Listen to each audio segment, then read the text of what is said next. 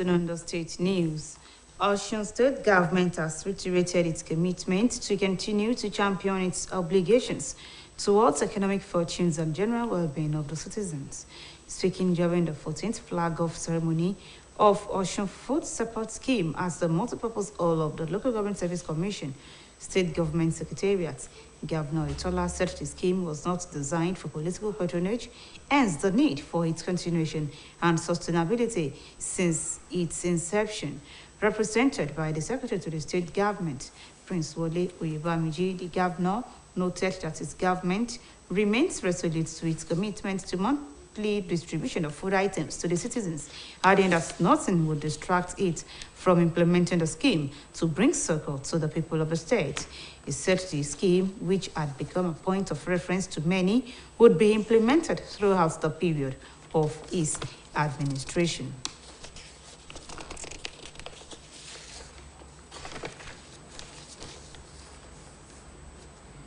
Meanwhile, Governor Adegboyega Oyetola will tomorrow morning present bond certificates to retired primary school teachers, local government workers, retired secondary school teachers, civil servants of ministries, departments and agencies, and retirees from the tertiary institutions in the state. This is contained in a statement by the head of service, Dr. Ologboyege Awibade. The statement added that at the same occasion, the governor will present to the state's executive members of Nigeria Union of Teachers the approved circular for the implementation of 40 years of service to all primary and secondary school teachers in the state. Venue of the 2-in-1 program is the Local Government Service Commission, Government Secretariat. Governor Itola assures all workers of more juicy welfare packages now and in the future. Osun State Government has confirmed the health status of the correspondent of the Nation newspaper, Toba Adedeji, who was shot in the thigh yesterday by an overzealous armed policeman. The government also confirmed the discharge of the victim, who was rushed to the hospital after the incident that occurred at the popular Olaya Junction, Osogbo, the state capital. Recall that Governor Adegboyega Oyetola had in a statement signed by his chief press secretary, Ismail Omipidon, condemned in strongest terms the shooting of the innocent citizens by some trigger-happy police officers. Fielding questions from journalists today, Special Advisor to the Governor on Security Matters, Mrs. Abiodun Ige, enjoined security agencies to always discharge their constitutional responsibilities with human face and high sense of professionalism, decency, and civility, noting that the state, under the watch of Governor Adegboyega Oyetola, would not in any way condone any act of lawlessness from anyone regardless of position or status. She also disclosed that the state government had instituted a fact-finding team to investigate the incident in order to mete out adequate punishment on whoever is found culpable. Journalists have been encouraged to focus more on solutions to problems instead of harping on the problems. A Don in the Department of Mass Communication, Osogbo, Dr. Rashid Adebi, who stated this while speaking to OSBC News, regretted that reportage and reporting of problems over the years by newsmen have not brought impactful solutions to the problems. Accepting that the government has a lot to do in solving communal problems, Dr. Adebi opined that communities themselves can tackle some of the challenges, with a duty on journalists to report such efforts to alert the government instead of writing or reporting to bash the government at all times. He speaks. Yeah, do we allow the problem to overwhelm us?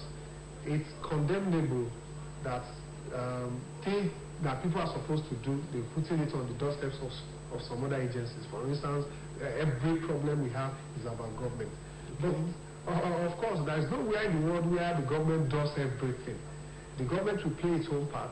The citizens too must play their own part. So, looking at the scenario at that time, people that reported the problem and people that also escalated it by giving responses that is placing the blame elsewhere instead of looking within and looking at what people are supposed to do at that time. They are focusing on the problem. So a solution journalist, a solutions person, instead of focusing on the problem, will look at what people are doing to respond to the problem. Okay, for instance, if, for instance, during that time, we had in a community where the people of those communities stood up and said, all the youth of the town, called them to a meeting and appealed to them that they should maintain calm and showed understand that yes, we had COVID, we had NSAS and all of that, but in all of this, all of us in this community can rise up to solve our own problem. Okay? So what we are saying is, when we have problems, instead of focusing on the problems, why not focusing on people who are doing differently to tackle and respond to the problem? Philanthropy does not commute lavish spending by giving as little as one can to the needy, ranging from individuals to groups and associations. The CEO of Panshi Woodcraft, Ms. Sarah Ajayi, stated this while presenting some office items to the Radio, Television and Theatre Art Workers Union, OSBC chapter. She indicated her readiness to continue to partner with Rotawu OSBC in order to move the union forward. Responding, chairman of the Rotawu chapter of the OSBC, Comrade Temitayo Fagboru, appreciated Ms. Sarah Ajayi for the gesture. He maintained that the items donated by her would assist the union in no small measure in meeting its obligations. The items donated to OSBC Rotawu include conference and office tables. That ends the state news on OSBC Television. We thank you for watching. Join us at 5 for the evening news. Good afternoon.